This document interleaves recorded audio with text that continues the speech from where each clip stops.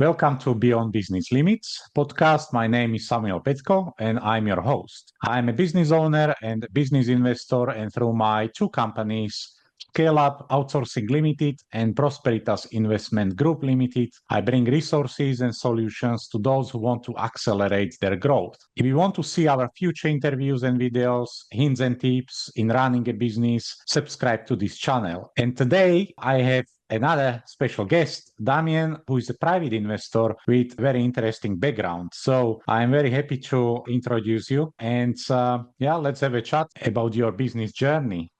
Well, firstly, thank you for having me, Samuel. It's a pleasure to be here. And my journey, I could talk for the whole hour if I wanted to, but I'll try to keep it nice and short. So I moved in the UK when I was 18. I went into the sporting industry very early on. I was studying engineering at the time. It was just a part-time job per se. So I grew my career in sport. I coached over 1,000 people from different backgrounds, from kids that are 6 years old all the way to Olympic athletes in my career. So it's been a very fulfilling career, and I took a turn just after COVID when the sports sector really suffered from COVID. So I moved on to, well, my family legacy. There's doing M&A. So I've been learning off my father, uncle, and different both family members have been doing M&A and just like launching their own businesses since I was 15. So I took a leap and decided to help business owners either to retire and maintain their legacy they've been created for the past 10, 20, even 30 years sometimes. And they're just looking to get onto other ventures for their lives and are just looking to either acquire them, or it seems like in the sporting industry, a lot of people want to grow but don't necessarily want to exit. So I tend to find my place is very much on helping business owners to scale their businesses so they can increase their shareholder values. And in the process, maybe I can advise on a business to bolt into their own. So it's a very encouraging entrepreneurial journey I'm in at the moment because I can help people still and to a bigger scale, because every business owners help, I can help their employees, their customers, and everybody else involved in the business. So it's a very fulfilling career. Okay, sounds great. So we will dig deeper into various parts of your journey. So because the objective of this podcast is to add value to the viewers, people who are maybe listening to it on Spotify or watching it on YouTube. And so first thing, when we had the conversation, I noticed that basically you have quite a difficult surname to pronounce. And I would like to know, so when you came to England, yes, if you could tell us what was the journey, because you mentioned that your English wasn't great. And I can relate to that experience because also I came to England with probably a limited understanding. There are millions of accents here in the UK. So even though we learn a lot of grammar in other countries and Eastern Europe or Central Europe, so the education is more focused on grammar and use of English in written form rather than spoken form. So probably we had similar experience. So what was your beginning? How did you improve your English? Hmm. It's interestingly, so I was starting to learn English at school when I was 6 years old. And when you think that I moved in the UK when I was 18, you would imagine that my English was really good. But I had a very interesting journey when I was at school in France where I'm dyslexic and anything literature related is not my thing. I hated literature. Anything related, so I spoke Italian, English, and French. And for the whole time until I did my A level, I was absolutely terrible at it. So I wanted to be a pilot at the time, and hence why I moved in the UK because you had to be fluent in English before you moved on to your career. So like, well, the only way for me to actually progress is to be immersed in the language. So I went through my A level, and my English teacher said you're going to fail a week before the assignment. So I was not confident at all turning up to the presentation. So I somewhat talked to the assessor and said, well, all I need is a pass for me to move on with my life and go in the UK. I did not speak a word of English during my whole assignment, and yet she gave me 60%. So I moved on in the UK and I got hit in the face by how terrible I was in English, in the sense that I could not even hold a conversation and even ask for a cup of coffee when I was going to Costa. So I moved to Brighton on the south coast and at the University of Brighton. and I learned everything from scratch. I was staying with the host family, and they had a son that was actually playing for got Arsenal at the time. He was 16. He was on the youth pathway for to be a football player, and I could not hold a single conversation with any of them. And for a good 6 months, I was struggling, and I was cheating on my phone because I had a phone that doesn't even exist. It was like a Nokia with the Microsoft software. You could scan a page, it would translate everything in French. So I used to cheat in my exams because I could not read the questions. So I used to scan everything in French and I tried to do the best I could afterwards. So it's been extremely difficult, but it really taught me that by persisting in life and by going through the challenges, the only way to get somewhere. And I would do it all again. I mean, I didn't think that 11 years later I'd be on a podcast speaking English. So here am I. Nice. Yeah, it's exciting. And the reason why I wanted to touch upon this topic is that we set up in 2011, we set up a language school here in England, and it has been growing over those years. And we have been teaching English to people who are coming from abroad. When I say to British people that we have a language school, they ask what kind of languages we teach, but it's actually English language which we teach to people who are coming from abroad. And yeah, it had a huge success because we were expanding over the years into different locations. What changed during pandemic was the model or the business model. So we closed all the classrooms and we started to teach online. But fortunately, it didn't have a big negative impact on us because we just switched and people, the learners understood the reason. So it accelerated the change in the way how the lessons are delivered. So then, yeah, then we continue. Then when I summarize it, currently when I basically review my vision or mission and vision, we created 10,000 positive stories really, because over those years we were educating around 10,000 people. And yeah, so you are an example of what person can achieve here in the UK when they can speak better English. So Yeah, and I I should mean, have collected testimonials from you many years ago. But yeah, it's exactly that. And even this day and age, we come across people who have lived here for 10 years, 15 years, and they are still struggling with English. So yeah, I think it's also a huge factor is the motivation. So I believe you've been motivated to succeed from day one, because there are people who still, they're like beginner level or maybe pre-intermediate level of English after 15 years because they have no motivation to improve. yeah.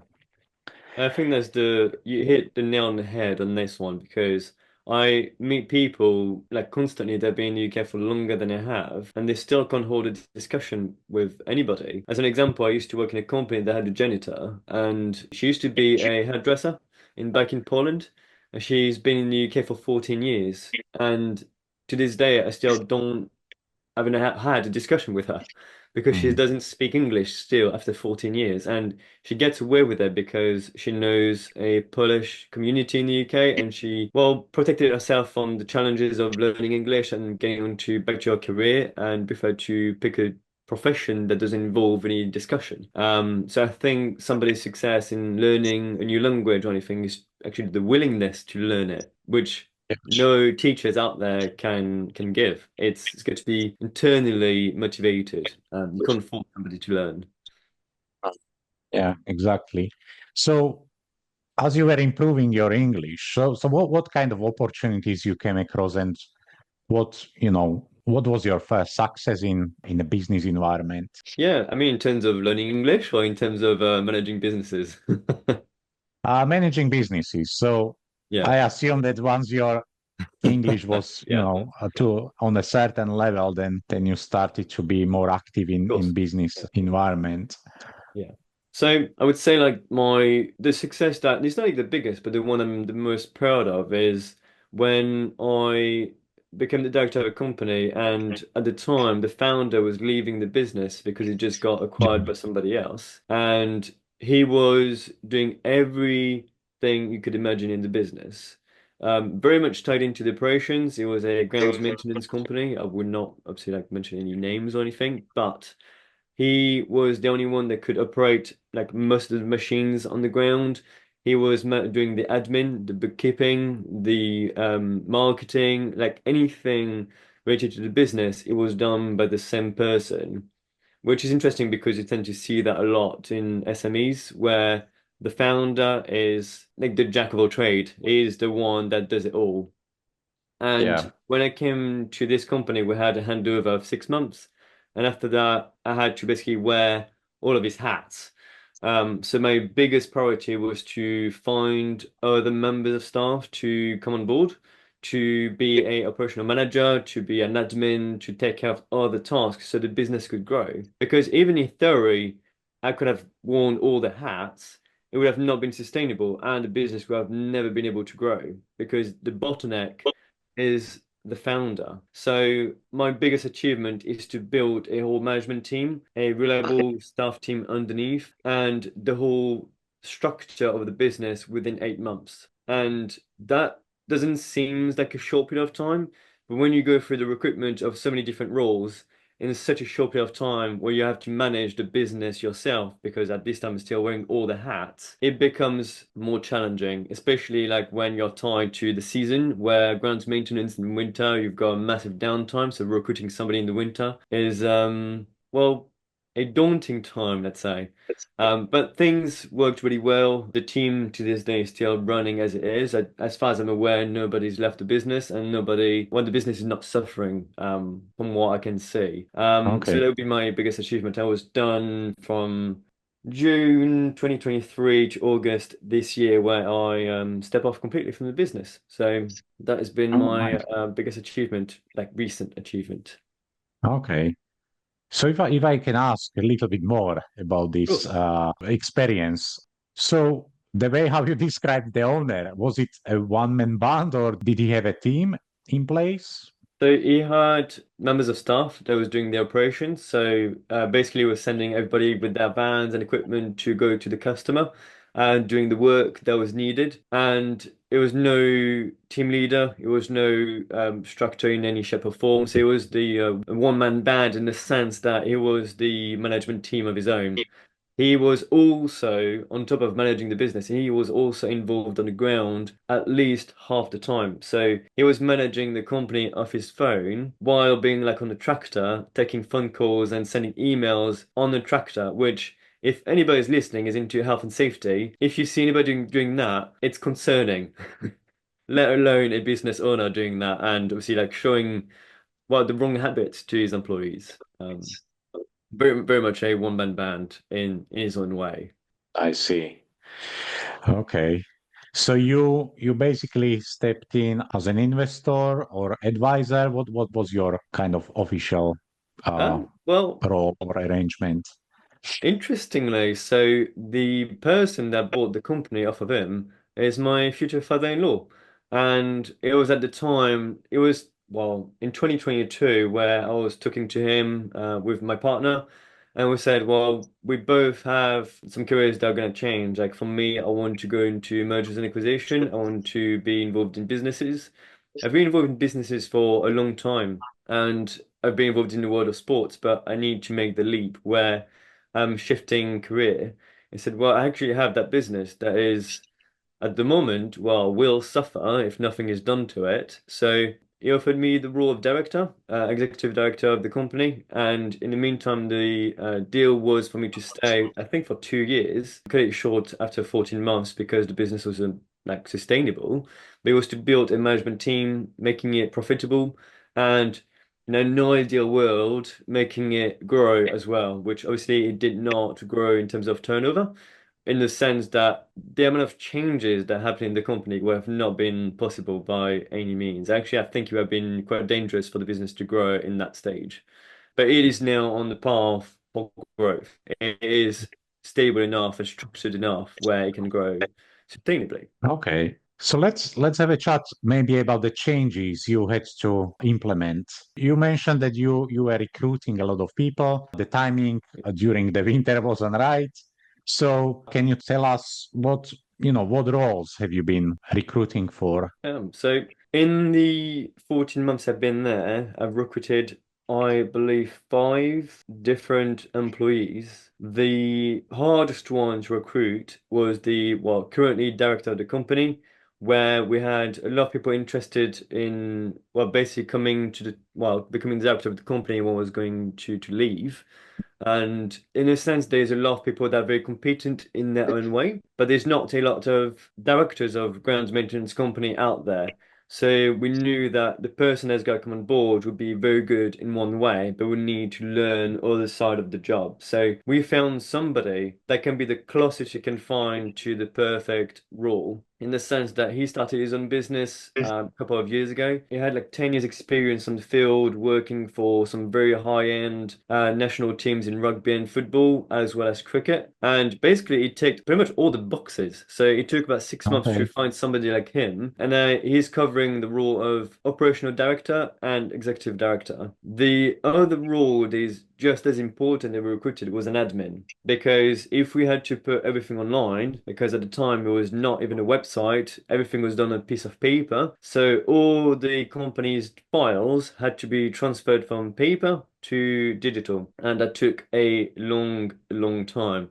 If anybody has transferred the whole company's history from paper to digital, they know how much work that is. And so we had to recruit an admin just part-time to deal with the bookkeeping and basically managing the wages, the like talking to the accountant and dealing with customers. So that person came on board relatively early on. I wish it was even sooner than that. And it's probably like the one rule I recommend any business owners to have in the company is to have like a personal assistant or an admin to take care of the repetitive tasks. And aside of those two roles, it was mostly people that were specialized on the ground. So some people that are able to operate the rest of the equipment or have specific knowledge.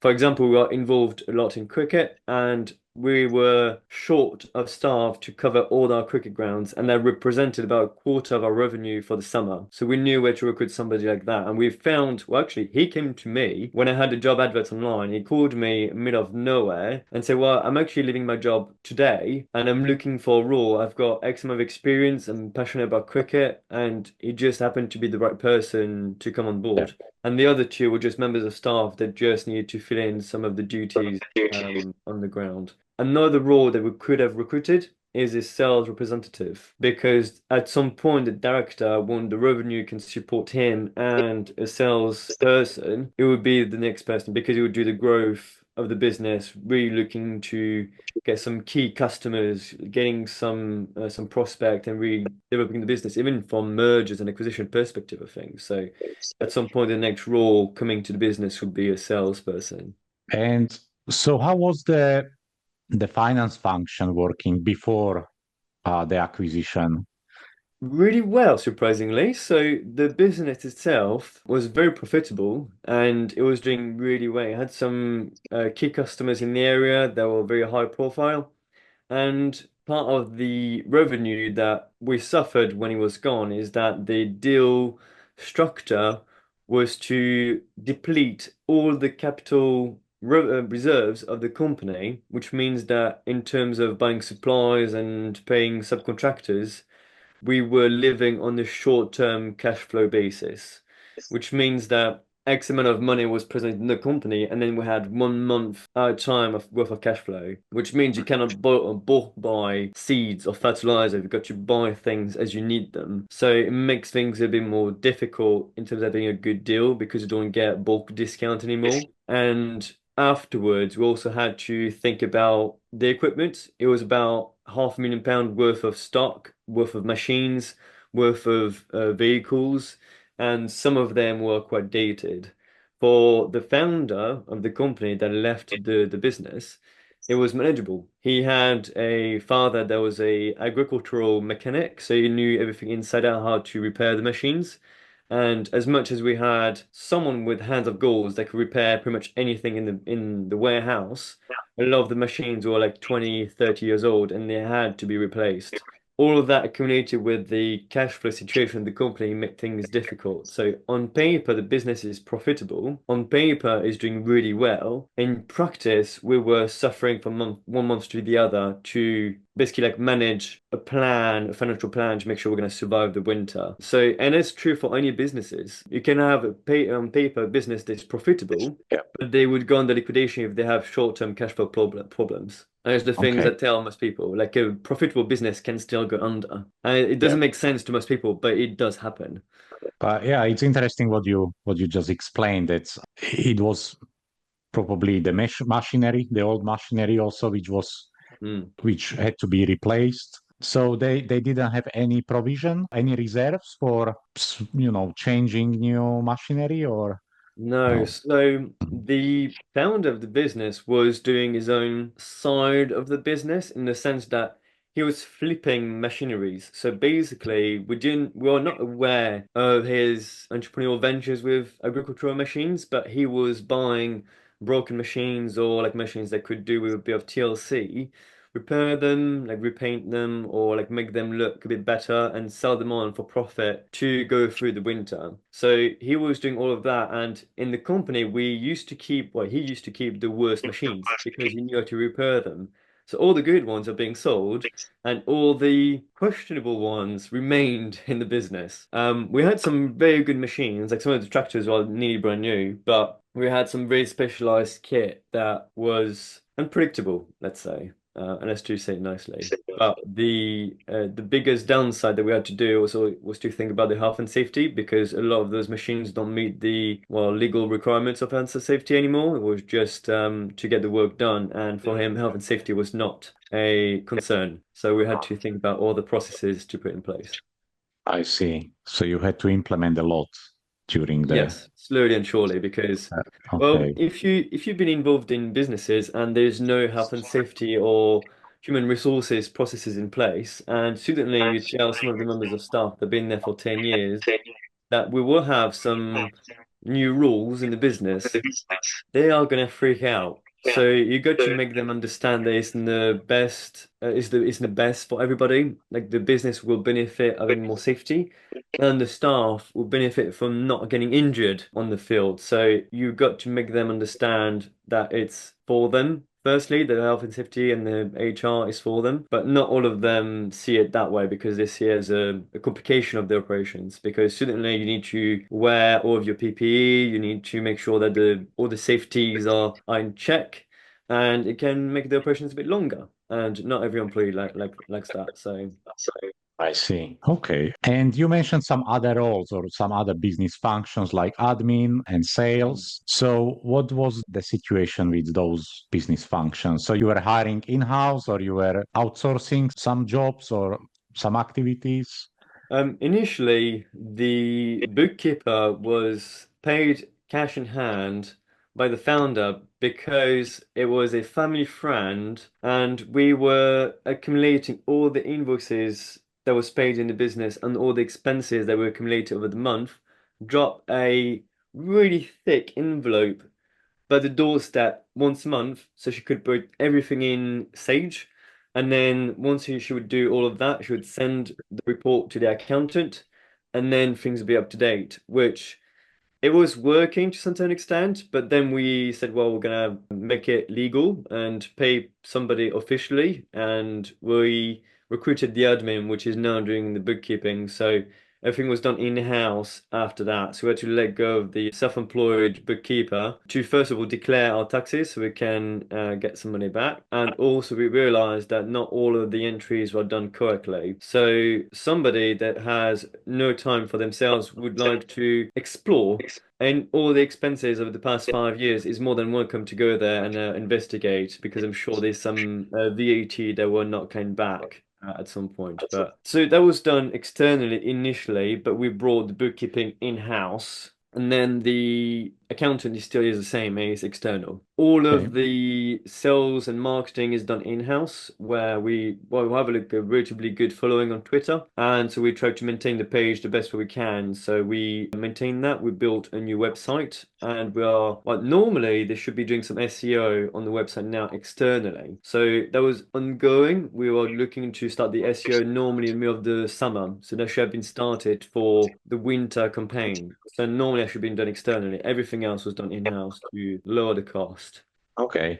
Yeah, the reason why I'm asking about the accounting and bookkeeping is that I'm a chartered accountant. So Yeah, it's very interesting to hear some stories, and well, some of them are horror stories. But yeah, a lot of businesses, they underestimate the importance of having good bookkeeping, having a good accountant. So I'm a bit surprised that this was already established profitable business, but they didn't probably have a good system in place. Yeah, so as you mentioned, it's you can have an in-house bookkeeper or you can outsource it. What we do with our business, Scale Up Business Solutions, is basically we offer the service which is done remotely, but it becomes part of the company. So it's like a team augmentation, you know. So we implement the changes if there needs to be some changes, and we add a person to work on that project. So the client has a dedicated person who is looking after the bookkeeping, but they don't need to worry about the payroll because they just deal with us over they pay against the invoice. So I would say it's a win-win situation, especially now when all the overheads are going up, national insurance is going up. Yeah, this seems to be creating some demand. Virtual finance office, as people call it now. And yeah, with accountants, again, I can see when I speak to people who are looking for new accountants or they are not very happy, the usual experience is that they took an accountant during the early days when they started a business, but the accountant is not suitable anymore because they don't move with the business. So when the business was just a startup, maybe it was good enough. But now I can see, especially when I speak to people who have been running business for 5 years, 6 years or more, quite a good turnover. They still have the same accountants. And when I ask them, okay, so what's your experience? Not everyone is very happy. And that's because when your business changes, probably you need to look at other options in regards of accounting as well. Because, accountants specialize or they have their ideal client profile. And then suddenly you are the odd one out if you are too successful, if you grow too fast, or you have more people employing than other businesses or other clients, then you may not fit to their criteria, yeah. and the service may be lacking some expertise. Yes, that's my experience. I do think that there is a lot of business owners that would benefit not necessarily to change accountant, but to get some consultancy of what's possible. As you said, like there's a lot of people that stay with the same accountant for 10, 20 years, and they have that same vision of the business and they have the same, well, processes in place because, as you said, each accountant is specialized in their own way. Some people are more specialized in partnerships. Some people are more specialized in business that go under liquidation. And it's not a straight line as what most people would think. People think an accountant is there to do the tax return, to sort out the payrolls, to do all of the stuff they don't necessarily understand. But it's a lot more complex than that. There's a lot of like possibilities that are through accounting. Some of them can bring opportunities as well. So, for example, when we talk about M&A, a lot of accountants know a good bolt-on companies. Like they tend to have similar customers. Like I'm talking to an accountant now that is mostly doing farmers, and he's got a lot of local farmers, and yeah, he's actually created a merger opportunity between two of his customers. So sometimes by just having a discussion with or the accountant or the professionals, they may not provide you with a solution, but perhaps just a different point of view on the situation, which can open some people's eyes. I think like having a genuine discussion can open a lot of doors too. Yes. And yeah, I think people tend to change things like insurance. People shop around every year or every other year. They try to find a better solution for their insurance, for maybe electricity, gas, and some other things, or internet provider. But when it comes to business, what I noticed is people stick to the same services because they build a relationship, and suddenly that relationship is taking over the professional aspect. So when I speak to businesses which are not happy with their accountants, or maybe they just don't know if it's a good service, they tend to say, well, I have been with them for 8 years. So they feel like it would be they would betray them if they suddenly change the accountant. But if it's a car insurance, they would just swap it. So I think there is still this element of, I don't know what it is. It's whether it's lack of incentive or some other issues where people are worried about changing the accountants. So, but as you said, there are accountants which can provide additional services. And again, what I could see in the last few months when I spoke to some potential clients, they tend to have a good accountant, but they are not offering the right services because the business has grown, but they are still stuck on the low level. Like, the accountant and the service should grow with your business as well. Because maybe it was okay when you were doing £50,000 a year just to have annual accounts. But if you are doing 1 million a year, you should have some advisory services, some management accounting, a proper bookkeeping. So it's not enough to have accounts done once a year and VAT returns every 3 months, because you need to work with the financial information. So yeah, so there are two problems I can see in the market is people don't like changing accountants, even if it could benefit them. Probably people, both of us know from the, investment world, they see the same issues when they step into the company and try to fix it. They tend to see the problems with the accountants. Or the other problem is that accountants might be just offering services which are not suitable anymore. I tend to see the same problem, and I think because people stick to the same accountant, they got that fear of changing accountant because they've been there from day one. Therefore, they know the business the best, and they think that if they go to another accountant, they will need to first learn the business before they can advise. But that's not true. As much as that business is unique, there are similarities between businesses. The processes are similar, and it doesn't matter. Well, if you want to go and think about it this way, is your accountant only working for you, or is he working for other businesses? He can do multiple businesses, multiple models, multiple side of his own profession. Yeah. So usually, what I recommend to business owners is to say, well, go and book a meeting with your current accountant. Tell them about your goals, like where you want to grow. What do you expect your company to be like in 12 months, 2 years, 3 years, and so on? And see what is their recommendations, their strategy, to see if they're looking to potentially investigate any other ways to go about it. And if that's the case, then maybe your accountant is well suited because they've got that vision as well. Yeah. Equally, I would advise also to talk to another accountant after you talk to your current one to see what their point of view is. Because you only know as much as you're being told, and you don't know why it's possible until you had that conversation with somebody else. Because you've got different background, people that specialize in different businesses, different profiles. And just having that conversation, well, it's only cost you a bit of your time, but in the future, it would save you some capital and it could save you, well, a lot of struggles you can encounter. So I think just having a genuine conversation can solve a lot of problems because you de-risk the next step because maybe you have the right fit at the moment, but there are also other options on the market.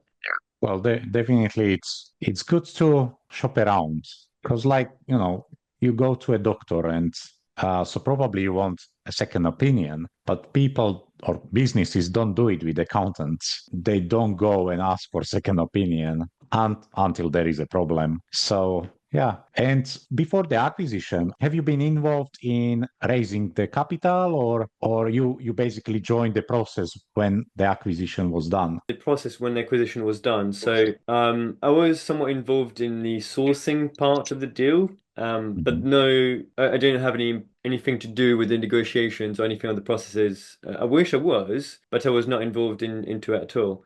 I was somewhat Mhm. lucky to be involved in other businesses that was going through acquisition and exit. My dad, like, starting to acquired businesses when I was 15, and at the time he had some major health issues. He has to get two discs removed in his spine, and he could not to his current role, there was very much physical at the time. So his expertise was very much in buildings, and his expertise was very much like architects, engineering. And so he looked at to acquiring a business in bricklayering that was local to us. And he went through the whole process because the business owners didn't want to actually have that much on the table. He just wanted to make sure his employees are going to be safe. And the deal actually didn't go through at the end. I'm not too sure why, but I believe it's my mum that got in the way of the deal. So essentially, he started to look at to merger and acquisition relatively early on, but it's like a 15 years now. And at the same time, my uncle he built a cell manufacturing company in Tunisia that he just exited from 2 years ago. And if I look at the deal now, firstly, it's a terrible deal because it's got a 5 year handover period, which is longer than any handover period I've heard. Usually that happens mostly in really large corporations, not a SME based in Tunisia. But it's interesting to see what other entrepreneurs are doing as well. Because as much as I can advise on what deals I do myself, it's interesting to see what other people go about the problem too. I find it quite interesting. Okay. It's very interesting to have that experience through your family with buying and selling because not many people can say that. Yeah. So, yeah, I think it's a great opportunity to be surrounded such people from such early age, young age. So what kind of network are you in? What type of people you like meeting and learning from these days? I tend to reach out to 5, 10 people just to grow my network a week that are in the sporting industry. I tend to send a voicemail and I just tend to say, well, it seems like you are a decision maker in the industry. I'm trying to grow my network in the UK and outside the UK that are influential in the world of sports and that include anyone in the sporting industry. I tend to find a lot of people are involved in football because it's like the biggest sport out there. And that comes from like football clubs themselves, but also brands that are attached to football. So there are a lot of people that do consulting that they represent talents, or they do marketing, they do manufacturing, they are very much involved in sport. So I guess the network that I look for is anybody that's a decision maker in the sporting industry. So there can be consultancy, manufacturing, engineering, scientists. There's a business I've been talking to that's into research, sporting research. And I try to grow my network as much as I can. The last week I was talking to a business owner in Spain, and he was into the paddle industry, and paddle is a sport that has been booming recently. It's a business that grows really, really fast because it appeals to a lot of people living in cities. It's a sport that's easy to learn. You don't need a lot of space. And he's trying to grow his business across Europe. And he said, well, I don't have anybody. He doesn't have anybody to grow the business to because he only knows people in Spain. It's like, well, turns out I was talking to a paddle manufacturing company based in the Netherlands about 3 weeks ago. So just by growing my network in the industry, I can create opportunities. And I think this is what a lot of people don't necessarily realize that, well, sometimes your business can grow also through your network because you can create connections, can create opportunities, and your value of yourself is reflected by the value of your network. And I think this is something that I actively grow. On LinkedIn, I reach out to people all the time just to have a general chat. I'm a big fan of virtual coffees. Having like a 15-minute video call with somebody in the morning or even in the afternoon, depending on where they're based, can be very beneficial because you know exactly what they do. And they also get to know what you do too. I had somebody reaching out to me just because they've heard from one person I talked to a month ago. They just wanted to get advice on SMEs in the UK. So just by talking to people, you get your name out there. And sometimes you think about somebody is looking for profession or specific talent. And if you have that person in your network, your value goes up as well. Yeah, exactly. Yeah, so very often the meetings or the virtual coffee is just an introduction, but you don't expect anything to happen No. immediately. But it's good to know people because suddenly, as you explained, you just connect the dots, Mhm. and maybe 6 months later there is an opportunity because you met two different people who may have something in common or do a business together. Yeah, Um, absolutely. yeah, And I okay. think there is obviously I've got my two strategies. I try to grow my network but it's not necessarily where I generate leads, and I really separate the two of them. I can recognize somebody that is a decision maker in the industry, but also recognize somebody that is a business owner looking to grow. So when I reach out to somebody, I somewhat gauge my pitch, whether it's just to get genuine interest about what they do. Sometimes they're outside my market as well. I'm currently talking to somebody that's got a £50 million turnover business. They'll be way out of my budget for me to acquire them. So if I just get to know them and get to know their problems, maybe I can try to get opportunities for a much bigger company. And when I reach out to a business owner for a growth or scale up, I just offer them a questionnaire. It's 111 questions, and you very much look in depth into their businesses. What is their bottleneck? Is it their marketing strategy or their branding? Is it their financials that they don't manage properly? Is there a social aspect? Do they have employees leaving every 6 months, or do they stay in the business for long term? I look in depth into every aspect of the business, and based on the questionnaire they fill out, I get a report and tell them what is their strength, because it's where they got the most return. Let's say like they're very strong with their SEO, or they're very strong in the local community. Therefore, they should carry on with that path. But also, we can see that on their financial management, they are absolutely terrible. So we can look into that and see if we can manage their cash flow a bit better to create some upside. Because just buying some time here and there can completely shift the business long term. So if I know exactly how the business is doing, therefore I can create value. So I'm never pitching myself on the first approach, but by providing some value where they know more about the businesses for free, then they're certainly more interested. And once they get their first initial report, I go through the report with them, and then I say, well, we can either do this together or we can try to do that on your own. And sometimes people can't afford any services, but they benefit from the upside of it. And for me, a question is there, it's already been created. It's not like if I'm spending a lot of my time to create it every time. So it's a win-win for everybody. They can create some value from day one. And if they want to get somebody to actually implement the problems they've, well, assessed, then I'm more than happy to help them out. Because at the end of the day, I'm just trying to create opportunities. And usually when I help a business, as much as I charge some fees, well, they're going to get some upscale. So the business is going to grow. And at the end of the day, even if they spend half of the upside, well, you still got the other half and it's still growth. So your shareholder value went up drastically, even though you spend more money. So it's not something that realizes every time. You see the number up front, but you need to realize what is the value add behind it. Yeah. So, okay, so you mentioned quite a long list of analysis, yes? So Hmm. over 100 questions. Yeah. So at what stage do you introduce this tool?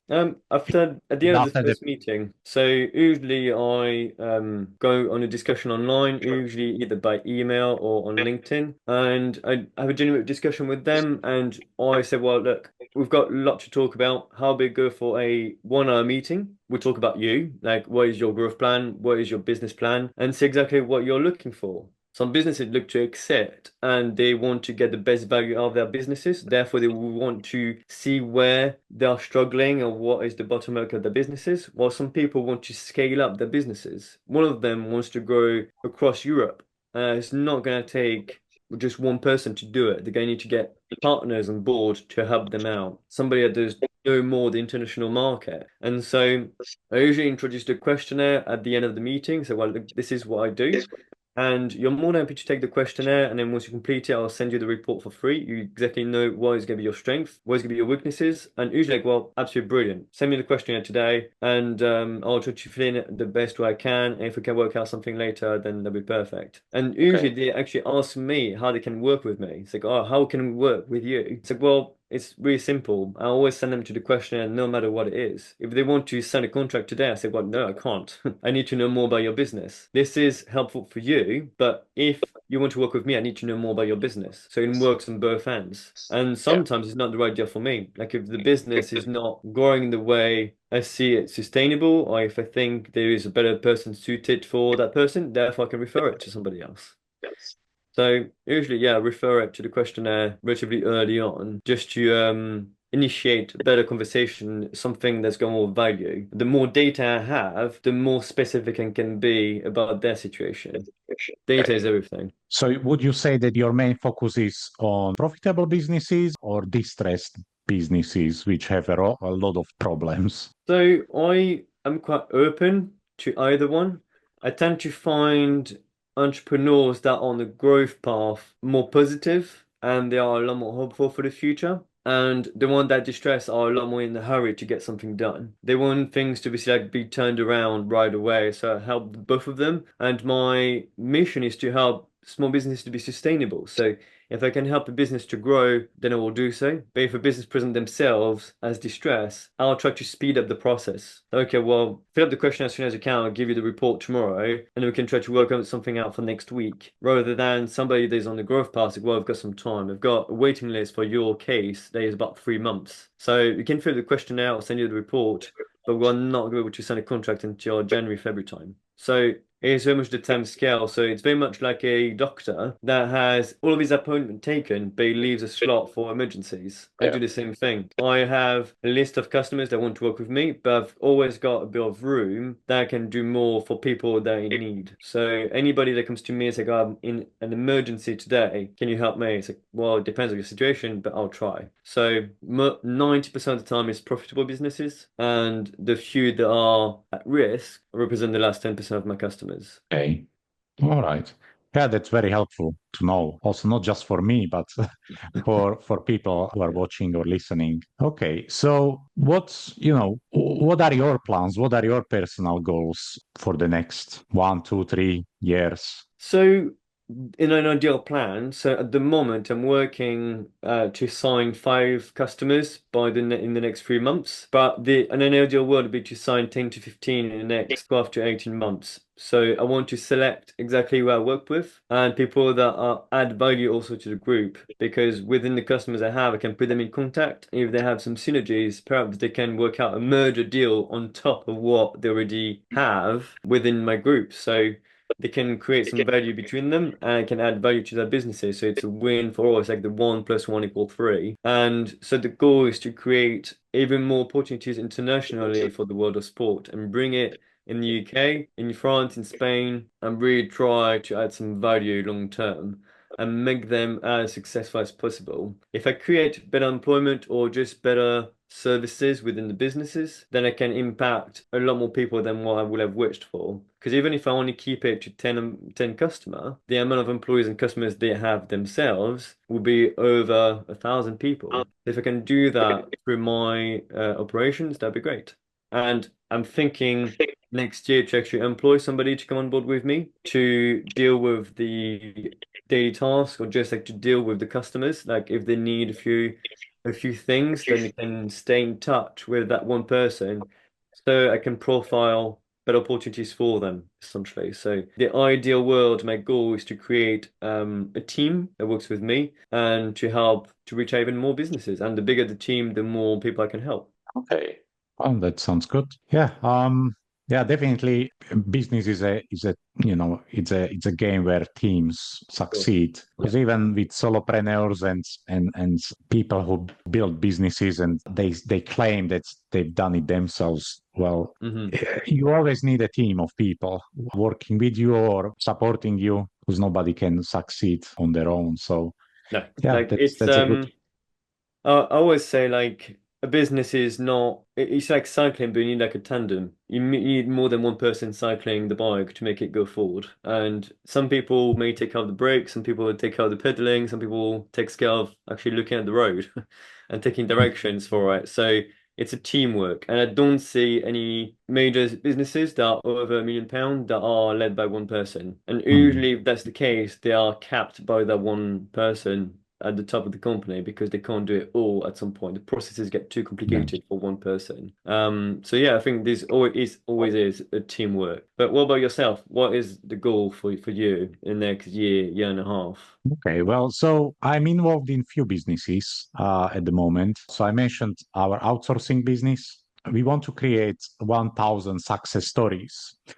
So it doesn't mean that all those 1,000 stories need to be our clients, but that's why we are also active on social media through podcasts, because we want to really add value and hopefully it will help people just by, listening or watching a conversation like this one. But yes, in terms of business, we would like to help more businesses to build the teams, to leverage the outsourcing and leverage the expertise which we have within the team, including myself. So as I mentioned, my expertise is in not just running businesses, but accounting and finance, but the other team members, they are experts in marketing and sales and administration or customer support and so on. So that's the goal in terms of this business. Then I'm also associated with an accounting practice where we want to help individuals or companies which want to really experience the accelerated growth. So we are not talking about 5-10% a year, but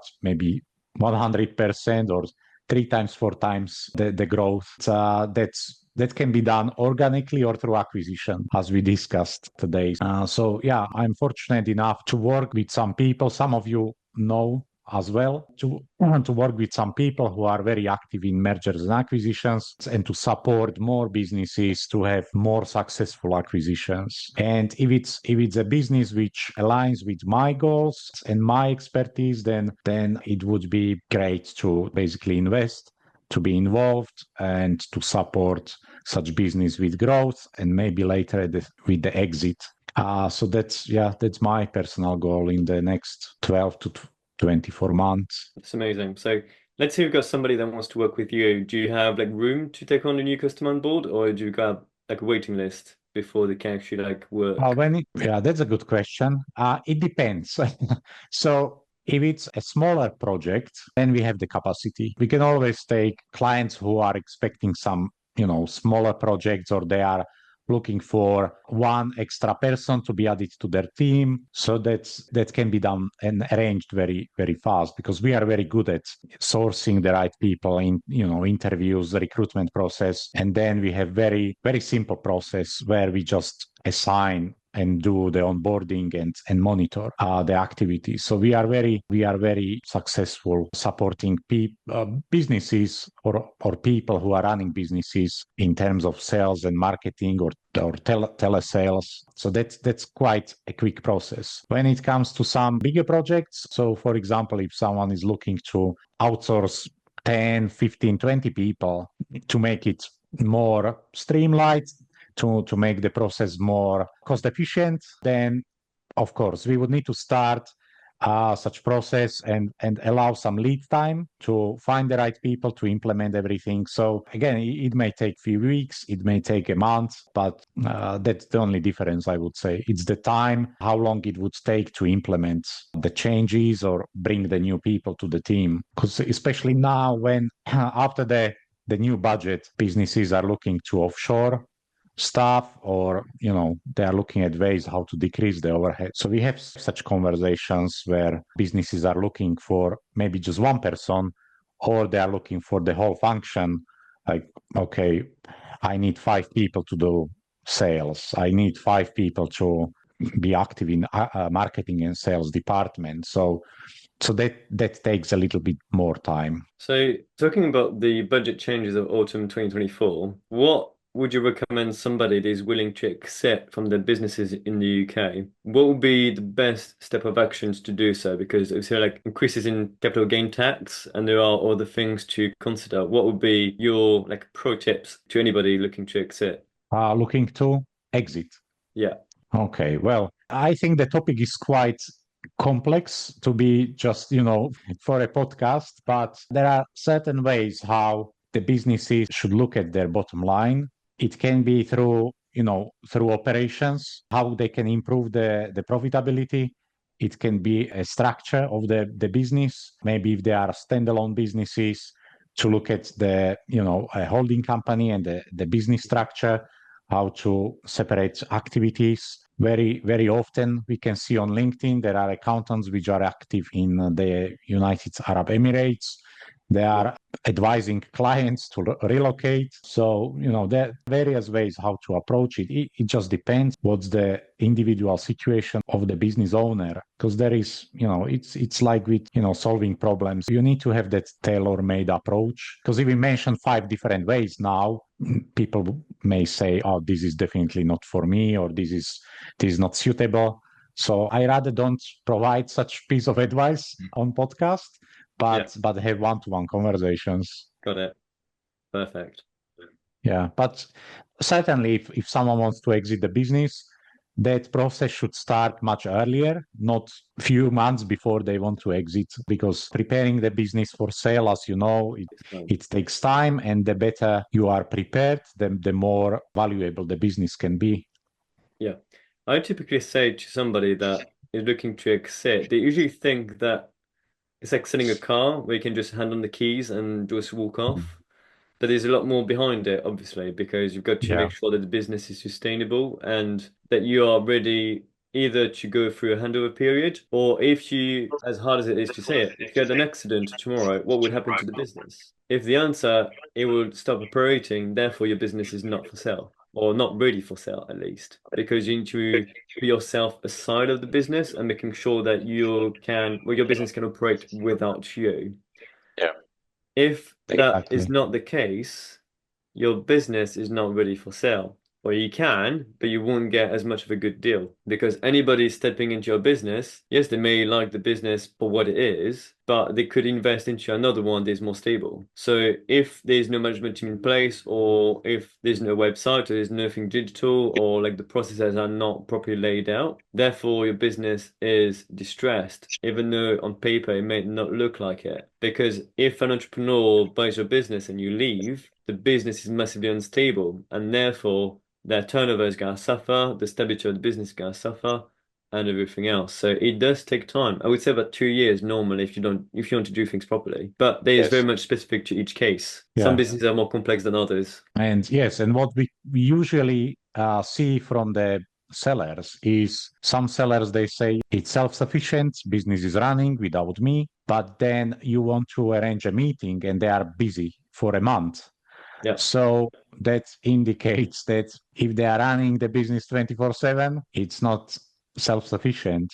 yeah, Uh, and then they want to sell it. Who is going to run it? And then you can see those strange valuations where they add back the director salary because they want to adjust the EBITDA, they want to adjust the profitability. So yeah, let's add back my salary because when I leave, there is no salary there. Well, but if you are running it, who is going to run it after you? yeah. I'm So not yeah, going to hire a volunteer to do your job. So, but it reminds me actually of a story that I was talking to a business owner back in June, and from the first meeting to the other, we had 2.5 months. We booked it for the next week and the week after. And the week after, and every time it was an emergency of like a last minute meeting or something that didn't go right or a massive red flag. As somebody yeah, is looking to acquire the business and the business owners cannot find 15 minutes to talk to somebody who wants to buy it, your business is not doing well as much as you say so. And if you're looking to sell, always make sure you're available because it sends a better image of yourself and the business as well. So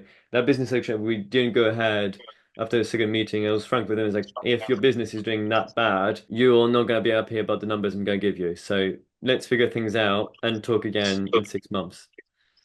So yeah, usually it's a big of a red flag if somebody is not available. yeah, that's a good pointer. Good advice. So, dear sellers, if you want to sell your business, be available. Exactly, yeah, and commit to the Yeah, meetings. yeah. Okay. So, before we end, how would you, what kind of advice would you give to business owners who want to accelerate their growth, maybe fix few problems, or maybe even sell their business in the future? So, if you should pinpoint three, four things which they should look at, what would it be? I would say you firstly need to understand your business critically.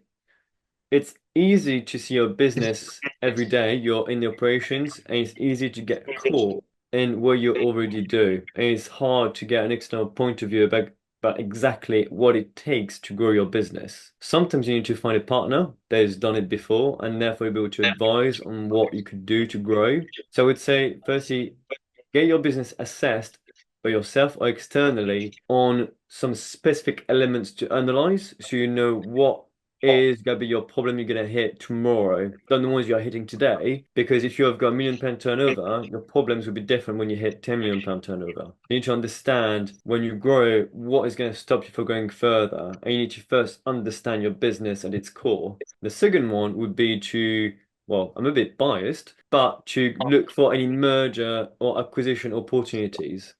Because if your services or your capabilities are limited in some shape or form, you can find a company that's very good at it. Or if you have some services, let's say you are an air conditioning company, maybe you want to find somebody that does heating or like boilers that will be able to be on the like climate control for a house. Therefore, you can bolt on or acquire a business that complements your services. So you can grow from day one if you find a business for a similar size that could add value to your business. Either this way through services, or perhaps some business are really good with their CRM system, really good with their marketing, or really good with certain systems within the business that your team could use. And that's another way to grow your business exponentially because you can bolt on and merge to go to that scale. I guess the last one, it would be to find your perfect business plan. Have you built a forecast before? Financially, but also in terms of business plan. How well did that plan out?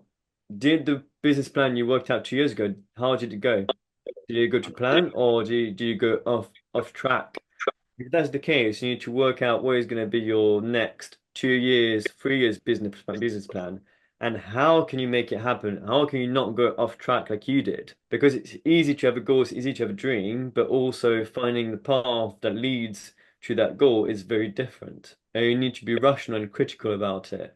And same thing, it's much harder to see it when you've got your head in it than when you have got somebody advising from the outside. So I guess there'll be the three tips I'll give. Mhm. Okay. Well, thank you very much. So that's a very good piece of advice. Trying to. Um, yeah, so I think we may have some topics which we can discuss in near future. So we can definitely follow up and see what other topics we can prepare. So for today, that would be all. So you were watching or listening to Beyond Business Limits podcast, and my name is Samuel Petko. And yeah, if you have any questions or you want to get in contact with me or with Damien, I will include some links under the video or under the audio on Spotify, and you can reach out to us and see how we can support you on your journey. So thanks again, Damien. Well, thank you so much for having me.